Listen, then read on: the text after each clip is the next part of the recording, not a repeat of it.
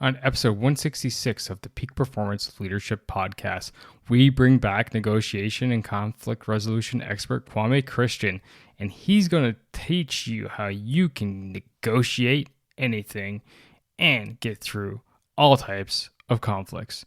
That's right, folks. It's the hard stuff today. Are you ready for this? All right, let's do it.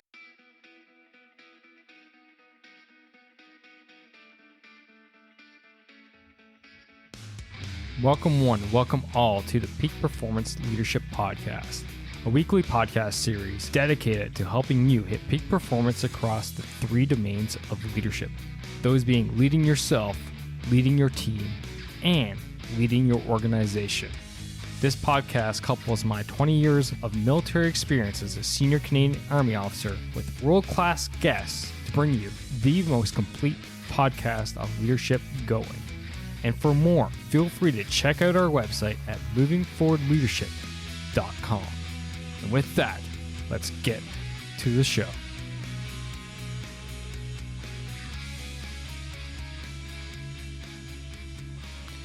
Yes, welcome one, welcome all. Thanks for coming out. It is your Chief Leadership Officer, Scott McCarthy. It's so great to have you here.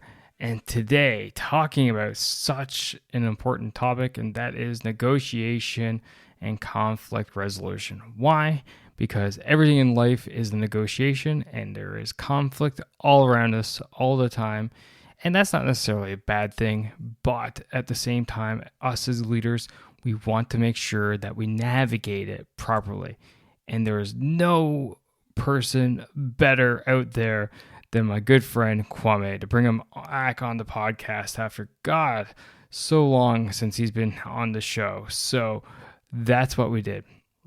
Before we dive into today's interview, just got a quick little announcement for you, and that is if you haven't been on our website, movingforwardleadership.com, again, movingforwardleadership.com.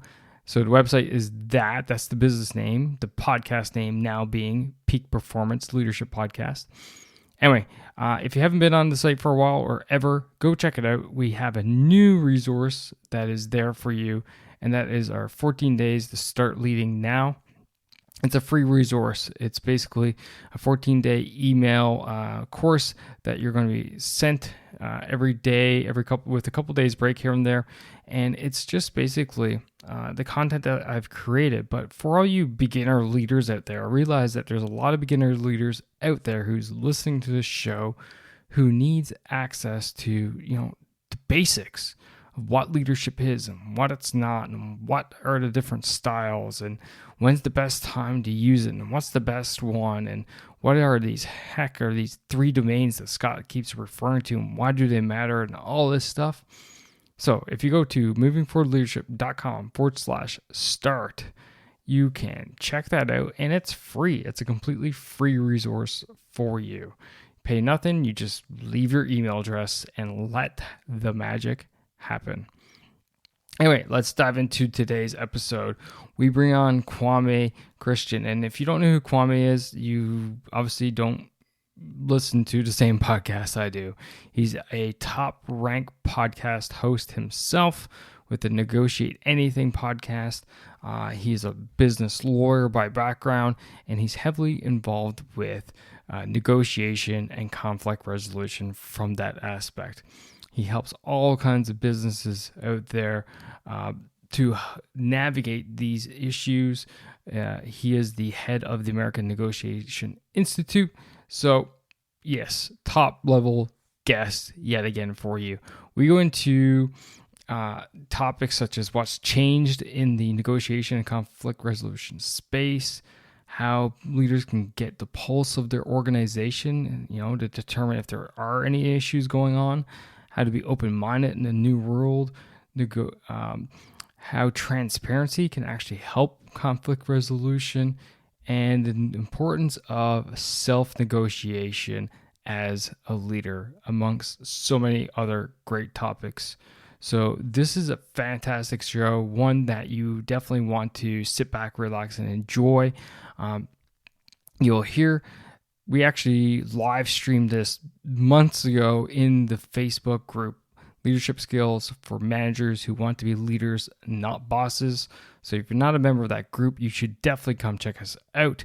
We are absolutely exploding now, well over 1,200 people at the time of this recording in the group. So be sure to check us out. And we are growing exponentially on a weekly basis with all kinds of great conversations with leaders from all around the world in there and great guests as well. Anyway, that's enough from me. So why don't you sit back, relax, and enjoy my conversation with Kwame Christian.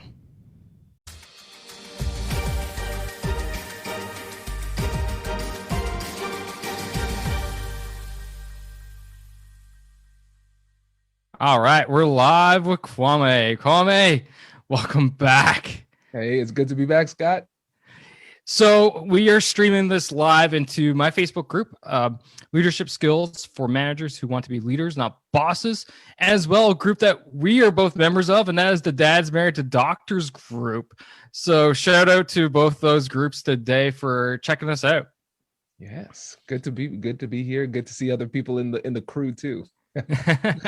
So we were just chatting before I hit go live, and this is episode 166 of the Peak Performance Leadership Podcast. And here I checked, and you were episode 28 last time we were here. So a solid, like almost 140 episodes ago. Wow. That's crazy. That is crazy. And what I was saying is because that's a testament to your success and longevity too, because most podcasters, they quit between six and 10 episodes. And here you are up into the 160. So that's really impressive. I'm just too stubborn to quit, man. But sometimes that's all it takes. That's what it takes. So, let's get caught up. What is, we're in 2021. So I think the last episode was like 2018. So 3 years have passed since we last talked on the show. What is the new trends that we're seeing going on in the negotiation space and conflict resolution space right now? Well, COVID has changed a lot. So now when we're talking about negotiation, we're not just talking about, hey, these face-to-face conversations. Now the biggest question is, how do we negotiate in these times, as they say? So we're talking about a lot of virtual negotiation. We're having conversations remotely with people who are actually on our team. So even when we're trying to collaborate with people who are not adverse parties, but just our colleagues, even that is becoming a little bit more challenging given the distance between us. And so those things are the things that are creating the biggest challenges and the most obvious challenges. Now, beneath that, it's the whole stress of the situation. And so we know when you are under stress and pressure, you are going to have more emotional responses. People are going to be a little bit more tense in those situations. So a stimulus that in the past would have been something that people could brush off, now it's having more of an emotional impact. So not only are we further away from each other, but we also have that added emotional element of the pressure and stress of the situation too. Yeah, no, definitely. So let's talk a little bit more detail with this. So obviously the show is focused on leadership and hitting peak performance as leaders, as teams and organizations. No doubt these conflicts, conflict in general, one is healthy to a certain extent, but then it gets into the unhealthy realm. And with the layer of complexity between, with virtual, everything essentially that's going on right now, this day and age, how can leaders be, aware of the conflicts that are going on? Because they may not necessarily see it. You don't see the water cooler anymore. You don't see those little or you don't hear those offhand comments in the hallways and get to feel these vibes. So how can leaders best feel the pulse of their teams and their organizations before all suddenly these conflicts start bubbling up to the point and exploding without even being aware that something was brewing in the first place? Right. And the key word that you said there is aware. We need to raise our awareness. That's the first thing. And like you said at the beginning, earlier on, we kind of took it for granted because we could, just by being present, we were aware of some of these challenging dynamics that might occur. Maybe there's a problem, people aren't on the same page. We can just, through our intuition, kind of understand that. Now we need to be more intentional about creating those opportunities for awareness. Because right now we don't even have the opportunity to be aware, right? And so we need to be a little bit more investigative in our conversations. We need to create opportunities to have conversations, to check in on the person, to see how they're doing, and then dig deeper beneath the surface to see if there are any challenges, because we are in a situation where we're a little bit at their mercy to a certain extent. We're not going to get that information unless they tell us in a lot of cases. And so we need to create that strong, trusting relationship where people feel safe sharing with us. So then we can discover those problems, and now we can be proactive about solving those problems. Awesome. I love that. So what I'm hearing there is, we need to be a bit more intentional and leaving what I like to call that white space in our schedules to enable us to either connect with our team members who are, working from home or wherever, or allow them the opportunity to connect with us and being intentional with them and really going out and, getting a feel and, having those deeper level conversations about what's going on and listening to them. Absolutely. And I've had to take it a step further because I've hired 2 people full time now during the pandemic. And, some of them, it took a while. Like, one is actually in the city. And so it took about 6 months for me to actually see her as like a human. And then another one lives in California too. So it's been challenging. And so I've actually started to put it on my calendar. I'm saying, no, check in on your team, delegate with intentionality, make sure everything's okay. I'm actually scheduling it to make sure that it happens. Ooh, you got me tweaked now, or piqued my interest. Peaked. You mentioned delegate, and I'm a huge fan of delegation. But you said something I haven't really heard before, and that is, delegate with intentionality. Let's go dig a little bit deeper there with that one, shall we? So, how does Kwame delegate, but yet delegate with intentionality? And what do you mean by that? Yeah, so for me, starting this business by myself, I'm used to doing everything. And so now I'm at a point where I not only shouldn't, but I mean, like, I really can't do everything. So now every single day, the first thing that's on my calendar is delegate before I do anything. So I actually have my assistant every day say, put delegation on the calendar. So I'm actually thinking through it, and I see on the board, I see every person on the team, what are their, like, what are their names, and then what I can delegate to them. And so then from there, then I figure out, all right, I've delegated to my team. Now I'm going to delegate to myself. And so what do I now do today, now that my team has been taken care of? I divvy out those assignments, check in to make sure everybody's doing all right, and then I move forward. A lot of times, Scott, what ends up happening is I delegate, or I think I delegate, and then I put those things on my, like, for my board, what do I need to do? And then I ask myself again, I say, of the things that I listed for myself, who else could be doing that? And then I say, oh, well, yeah, those 3 things, I could put those in those places too. And then communicate that clearly and then move on. That's been really, really helpful. And then also making sure that my team has access to my calendar. So when they want to check in, I say, put it on my calendar. You know how to do it, like actually physically put that block to make sure that it's prioritized. Because for me, what gets calendared gets done. As long as I know that I've allocated that time and I can see it there, then it makes sure it guarantees that it gets done for me. So yeah, no, I'm very similar. So what I'm hearing from you is, essentially taking a moment, not necessarily rushing to get things done right away, but actually taking some time in the morning to prepare the plan, to prioritize, and then start executing, right? So you look at what you need to get done, you hand off the things that can get hand off, you look at what's left over, you prioritize that, you have another second scrub, you're like, okay, is there actually anything in here that I have to do or someone else can do for me? Nope. Okay, we're good. And then you execute on that, which is very similar to style which I do. And I liked how open and transparent you are. You share your calendar and stuff like this. Do you feel that leaders out there who have a very similar mentality, does that help them in minimizing conflict and allowing their team, have an understanding of, your workflow and all this stuff to potentially minimize that conflict out there, or is that just something else? I think transparency is one of the best things to create trust. And so we're all playing for the same team. Literally in this sense, we are on the same team, right? So I want to be clear about my strategy and my goals for the company, my goals for the person, and my goals for myself. And I want to be also clear on what they need from me in order for them to be successful in this role. And what I'm recognizing is that from time to time, they just need my time. They need my attention. And I'm glad that I don't have a team that's particularly needy where they're constantly checking. I want to always empower them to make decisions regardless of the situation, because I want them to keep on getting better and better and better.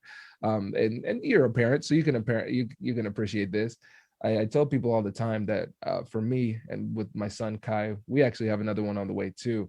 My goal is to parent towards obsolescence.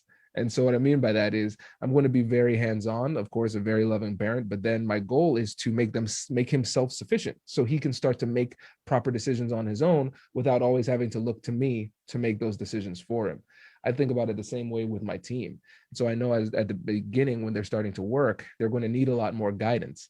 But I also, through that process, as I'm offering the guidance, I'm not being prescriptive. I'm asking questions to see what conclusions they come to and offer a little bit of guidance that way. And what I've recognized is that as we move forward, they need less and less of my time. But when they do need my time, they can get it because I know it's going to be focused on really high level stuff. Love it, man. Absolutely love it.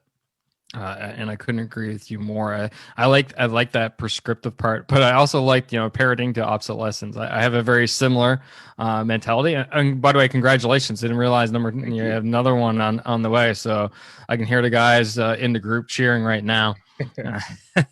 uh, but I like that because I feel the same way. Both as a parent and a leader, and as a parent, you're a leader too. And what I mean by that is, as a parent, my role, I figure, is to grow my sons up to become, effective adults, right? Being mean, to be effective, be a effective member of society, contributor, et cetera, et cetera. As a leader, I feel like my job is to develop my subordinates so that when I need to, they can replace me at a moment's notice without me having to worry. And that's how I like to, tie back to what we talked about earlier in that delegation part and being transparent. This is how it goes down that road and how you're able to affect that. So a lot of great points coming out there. Thank you. Now, with, we're talking about conflict resolution and, negotiation. Um, how has the negotiation space really changed, especially with COVID? Or is it very much along the lines of what we discussed earlier with the conflict resolution? Or is there some nuances in there that we need to be aware of going forward?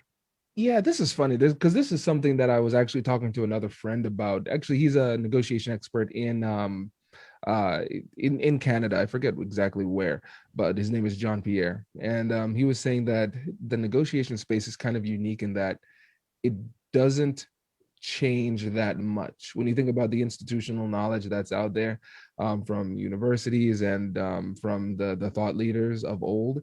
They are often bringing the same tools to the table in the same ways, even though society has changed and the world that we live in has changed profoundly. It's the same stuff over and over and over again.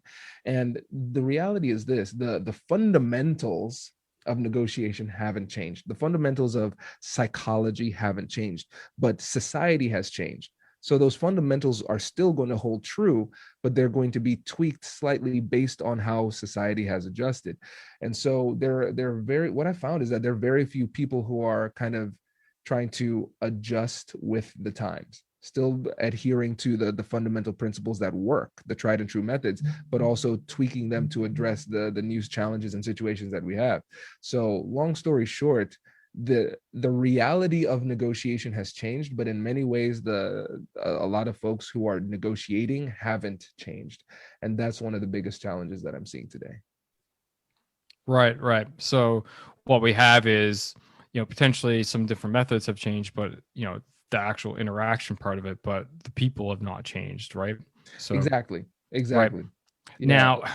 Now, as you know, if you're a leader out there listening to the show, or you're one of the guys in the group that's listening to this show, and you realize like, I'm one of those guys, but I'm not really keeping up with the times. Maybe you're like my boss at work. Getting him on MS Teams was a victory of mine. If you know what I mean. The fact that I haven't had to print him pages at all this week is a victory of mine. Right. So they're not necessarily with these times. What is the best advice from you out there for them to get into that mindset and that space of, okay, this is how negotiations occur now over the means of which they occur. This is how conflict resolutions occur now. How can we go about getting into that space and leveraging the technology that's out there that's primarily being used right now? I would say two things. So first one is a gift for anyone listening. If they go to our website, americannegotiationinstitute.com/virtual. So virtual, virtual, then you're going to get access to a virtual negotiation and conflict resolution handbook. So it talks about how to negotiate in these modern times, which platform to use, and the best practices tactically that you can use for each platform. So it's a real great tactical guide for modern day negotiation. So that's a place to start. The next place to start is just by constantly introducing yourself to new concepts. So for me with the podcast, Negotiate Anything, we're at like 250 episodes now. It's crazy. And the thing is, every time I do an episode, I am you can hear like joyful exuberance in my voice because I'm learning something new every single time. And I teach this all the time. This is my life. But every time I talk to somebody, I learn something new, a new wrinkle, a new nuance, a completely different mindset. It's incredible. And so just you need to continue to keep your mind privy to all of this new information. And the more you think about it, the more you're going to start to see it in your everyday life. It reminds me of a quote Kobe Bryant said. He said, when you are obsessed with your craft, the world becomes your library. And so he can see basketball inspiration everywhere, just walking around life. And that's the way that I look at negotiation too. I watch TV, I'm thinking about it in terms of negotiation, persuasion, communication, those type of things. And so the more you're exposed to it, the more you're aware of it, and the more you're going to actually be mindful and intentional about the way that you use it in your everyday life. I'm not a huge quote fan, I'm gonna admit, but that one was well played. Thank you. And mind the pun. But I'm interested into this virtual handbook that you mentioned there, and the tactics that are in there for that virtual negotiation and conflict resolution. So let's dive in there and let's discuss a few of those those hard tactics, because a lot of leaders out there, that's what they're looking for. Like, how do I navigate this situation? So not having seen it, do you list like different types of situations and how to navigate them in that world? And then, or if so, can you want to give us a couple examples, or if not, can you just give us like the Coles Notes version of what is in there? Yeah. So what we do is we break down each platform. We talk about email, phone, video chat, and even text message. And we talk about the top 10 best practices and top 10 mistakes that people make on each one. And so things to keep in mind when you're negotiating on each platform. And the way this came about was we had a virtual negotiation and conflict resolution summit. We partnered with multiple universities and put this on. And so instead of it being Kwame in front of everybody via Zoom, talking about the best practices, I said, listen, we all collectively, all 600 of us, we have a lot of information. And so we're going to go into breakout rooms, massive event, everybody in breakout rooms, and we're just all going to share our best ideas. And then my team compiled the best ideas that popped up in each group, and then that's how it culminated in this. And so it's really easy. It's an easy read because we just cycle through each platform, talking about what you should do and what you shouldn't do, and when and how to use each. Awesome. I got to know what some of the top mistakes are. I have an idea in my head, but I want to hear from the man himself. So, what are Yeah. some of those top mistakes that you got listed in there? So one of the things when you think about email, a lot of some negotiation experts would say the rule about negotiating via email is never negotiate via email. Now, from somebody who defines negotiation as anytime you're in a conversation and somebody wants something, you'll recognize that it is impossible to not negotiate via email if you're interacting with people via email at all. So it's not that you should not negotiate via email, is that you need to use email at the right times during the negotiation. The email is used really well at the bookends of the conversation. So if we're just going to focus on one like negotiation in terms of like one conversation, so we're going to say, all right, at the beginning, I'm going to use this as a setup tool. So how can I be the person to initiate the discussion about the agenda? Because the agenda puts me in the best position to make sure that the things that I care about the most are addressed because I'm saying what we're going to talk about. This also puts me in the driver's seat when it comes to framing the conversation. A lot of times these interactions can be framed combatively. Even think about feedback for leaders, right? The person gets scared. They think that it's going to be some kind of attack, but you can set the tone in the email and make sure it's clear to them that it's going to be a collaborative type of thing where you're working together because you are on the same team. And then you can use that to set up the conversation. Then on the back end, what you do is you summarize the conversation. All right. Hey, Scott, had a great time chatting with you. I think we made a lot of progress. Again, you are reframing the interaction after the fact to make sure it's more likely to be remembered favorably. And then you're also summarizing the key points, what happens next, those type of things. So email is a great supplemental tool. But if you use it too much to carry too much of the conversational burden, that's when things get really muddy. It's tough being alone as a leader. You're often in situations where you're not sure where to go. You're not sure what's the best decision. Yet, as Colin Powell once said, it's lonely at the top. And reality is, it takes time. Sure, you can read books and listen to podcasts such as this one, but nothing beats experience. But who has time for experience when you're at a situation right now that requires experience to lead yourself, your team, your organization through? That's where coaching comes in. You see, coaching enables you to unlock the experience in others. Right here, right now, you have 20 years of military service plus 150 plus episodes of interviews and topics and research sitting at your disposal. So what are you waiting for? Are you ready to level up your game? Become that leader that you know you're meant to be? Are you ready to go to the next level? If so, drop me a line, scott@movingforwardleadership.com, or swing by the website and book a discovery call through movingforwardleadership.com/book. And let's get you moving in the right direction, leading better, leading more effectively today, right here, right now. Starting off with leading yourself. And then let's focus on how you can build your high-performing team to drive your organization's output higher, faster, harder today. Not next week, not next month, but today. All right, folks, that's it. Now let's get back to the show.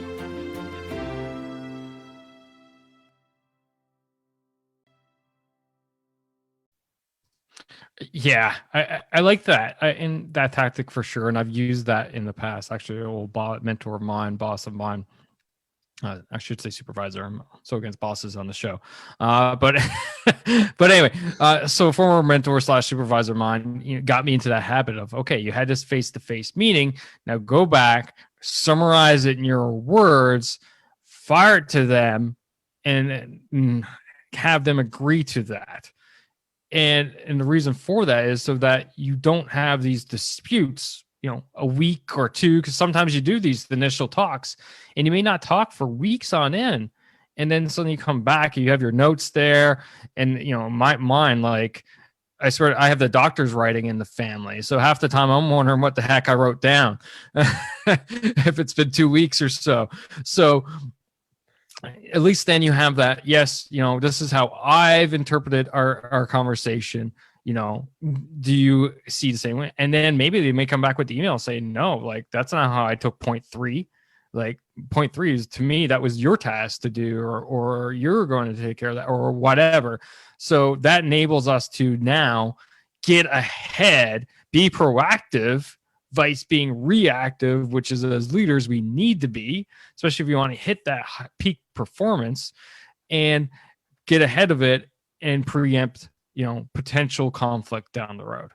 Absolutely spot on, and you're so right, because you want to summarize but also give them the opportunity to correct, so they're involved in that too. And this has happened so many times. Sometimes you think that you're on the same page and you're really not. So again, it gives you a great opportunity to get everybody together on the same page. Yeah.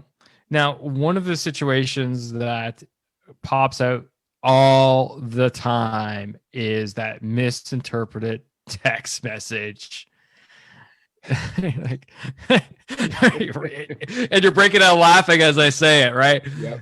How can we avoid it? How can we, go from that message where you're basically saying, hey, here's something great, to the other person interpreting it going, WTF, like, you want to fire me? What? Like, or vice versa, where we're the ones who get that text message and we misinterpret it, and then go off the rails, get angry, and all suddenly conflict starts to brew. So how can we avoid that on both ends of that equation? Yeah, so let's think, just to simplify this, let's think about text message like quick mini emails.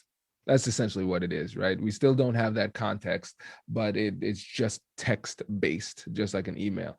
And so again, the big mistake that people often make is that they try to carry too much of the burden via text message, right? You can touch base, you can clarify some things, those type of things, but as the conversation increases in complexity, text message might not be the appropriate mode of communication for you. You should use it as a setup, but not as the entire conversation. Now, for some people, based on the relationship that they have, they might have a lot of rapport handling heavier conversations via text. So this isn't an absolute rule, but for most situations, it's just a touch base type of thing and framing before a true conversation. Now, if you do have a situation where you have to carry a significant portion of the conversation via text, be very clear about stating your positive intentions at the front of the text. Why are you sending this text? What do you hope to accomplish? Those type of things. Because when you take the time to frame the interaction positively at the front end, it makes it more likely for the interpretation of the rest of the text to be positive as well. So you can take the exact same text, have no interpretation at the front end, no framing at the front end, and people take it negatively. But then you take that exact same text and put a nice little preamble at the beginning, 2 or 3 sentences explaining what your intention is and doing it positively and collaboratively, then that exact same text is interpreted completely differently. Yeah. Now, to follow up with that, is that something that you can use both professionally, but as well in your personal life with your spouse or your loved ones or whatever? 100%, Scott. Yeah, I use this all the time with Whitney, and a lot of we might not consider it to be text per se in the workplace, but think about the people who are using like group collaboration tools like Slack, for instance. Those are essentially texts. Really, when you think about it, they're like it's a series of texts, more or less. So I think it's important to recognize the strength of the tool, but the limitations as well. It's kind of like people who say, no, I'm not getting good results from this gym. It's like, it's not the gym's fault. Like, the gym is a tool. It's how are you using the tool? Yeah, for sure. If you go work out for half an hour at the gym, but you're stopping at McDonald's before and after each workout, you're kind of setting yourself up for failure there. Exactly. And the same thing could be said for messaging and negotiation and such. However, I did like how you framed one thing, and that is essentially tax, instant messaging whatever platform you use are essentially mini emails. And I like that. And I think it's so true. Like the principles stay the same. It is literally words. Or you can even look at emails as long form text. Reality is just written. It's just written stuff. And the ways for people to interpret things differently are very high. You know, you and I could read the exact same book and come up with completely different lessons because of the interpretation that we place behind that. So I think that is something that is great to point out, and that we as leaders out there, we need to follow up with either that video chat, that phone call, or when, please God, sometime soon, that face-to-face meeting. Yes. And make sure that it was received well and interpreted the way that I, the sender, meant to have it sent and interpreted by you, the receiver. Exactly. So no, that's awesome, man. We've hit a lot of stuff already. Holy smokes. I know. It's almost like you're an experienced podcaster or something. It's almost like you're experienced negotiation coach. I feel like this is actually a good point to wind down, just because I don't want to dilute the message too much. I go for quality over quantity here, but I do want to ask you, is there something that's like burning right now that we really haven't hit on that you feel like should be brought up for the listeners out there in the negotiation space, in the conflict resolution space, so that today they can lead more effectively? They can, for the parents out there that are listening, can, parent or, work with their spouse more effectively today. I think what we need to do is actually kind of a riff on what your perspective on leadership, talking about leading yourself, right? I think what we need to do when it comes to these negotiations is we have to have that internal negotiation as well. We need to do a little bit of self-homework and self-checking to see where we are emotionally. This is self-awareness. This is the height of emotional intelligence. Where am I right now emotionally? And sometimes we are pushing ourselves a little bit too hard. No, I feel like I need to have this conversation right now. And I'm not saying that we engage in avoidance. I'm saying that we are mindful about where we are emotionally and cognitively, and ask if we are in the best position to have this conversation. Because we're under a lot of stress. Some people are trying to work, some people are trying to parent, some people are doing that at the exact same time in the exact same space. That's really tough to do. And if you're trying to have a high level conversation under that type of cognitive and emotional load, you're not going to be at your best. And so I just want to give people the license to focus on themselves for a little bit, depressurize the situation as much as they can, so they can come to the conversation at a time where they are at their best and can handle it in a way that's appropriate. Love it. I refer to that as the Condor moment, i.e., so when I was preparing to deploy to Canada or Afghanistan in 2009, we were going through, obviously, all kinds of workup training. And we had a briefing and training session regarding incident management, i.e., something happens, 99.9 times out of 100, it was something bad. How you take a moment to regroup before executing on whatever the next task would be. And that's very much what I'm hearing from you. So taking that moment, doing a self-assessment, and really, getting in the right headspace to, okay, self-assessment. Am I in it? No, I'm not in the right headspace. How can I get in the right headspace? Okay, you know what? Maybe I need 5 minutes away from this computer, keyboard, whatever. Maybe I need just to go for a walk, or, I'm actually hangry. Maybe I should go get a bite to eat, right? Do that analysis, do what it needs to do, come back with a clear head. So you go, okay, what actually needs to get done? And then go, okay, now I can engage in a much better place. And just to follow up with that training, was that the guy that was giving us this lecture and training and preparing us for this, he was actually involved in an incident where his convoy got hit, IED exploded, his vehicle got hit, and as the on-scene commander, he had to actually take that moment, okay, clear his head, literally of fog and debris. Okay, let's, call in the medevacs, secure the location, call in the medevacs. Yeah. Any enemy around? Nope. They hit us from RAN type thing. So they secured the area, called in the medevacs. On at the same time, they were prioritizing their casualties, pushing all this information back. And then at one point, he said he had to stop, do a self-assessment, and then pulled himself out of the fight and put himself on the medevac bird because he was injured himself. So it's just, having that intentionality and really self-awareness definitely goes a long way. So that's an awesome point, man. I'm happy I asked that question. What a way to wrap it. Kwame, man, it's fantastic. I need to get you back, not 140 episodes later. Well, I need to have you on my show, man. That's what I was thinking. And it's crazy that you haven't been on yet. So I'll send you the link so we can make that happen too. Let's make that happen. Boys, we wind down. I got a couple last questions. And I don't know if I asked you this one on episode 28. So I might have to revisit and see if I did. But I asked all the guests here, moving forward leadership. What, according to you, Kwame Christian, what makes a great leader?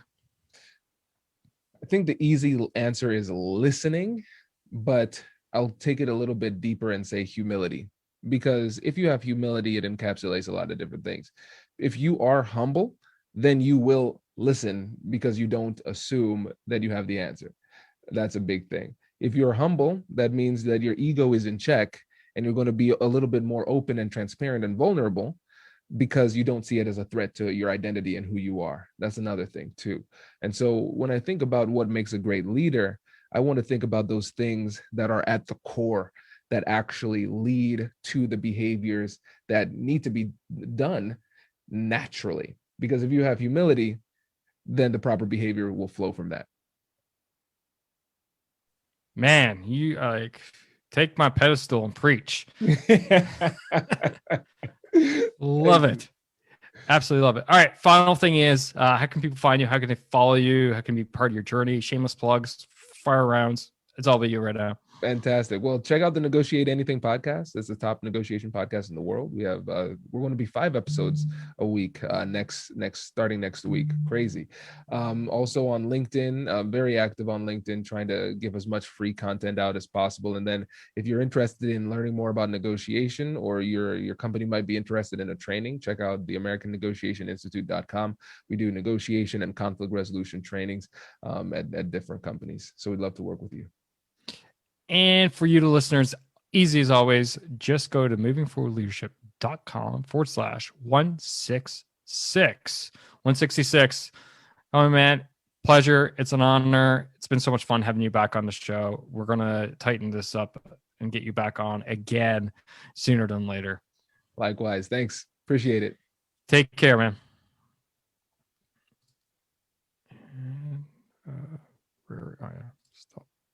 Stop.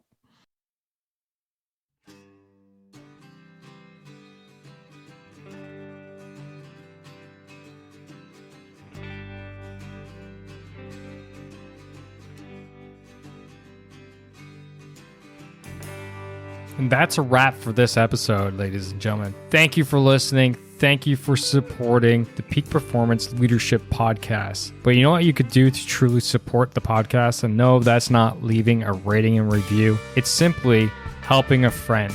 And that is helping a friend by sharing this episode with them if you think this would resonate with them and help them elevate their performance level, whether that's within themselves, their teams, or their organization. So do that. Help me, help a friend, win-win all around. And hey, you look like a great friend at the same time. So just hit that little share button on your app, and then feel free to fire this episode to anyone that you feel would benefit from it. Finally, there's always more. There's always more lessons around being the highest performing leader that you can possibly be, whether that's for yourself, your team, or your organization. So why don't you subscribe? Subscribe to the show via movingforwardleadership.com/subscribe. And until next time, lead, don't boss, and thanks for coming out. Take care now.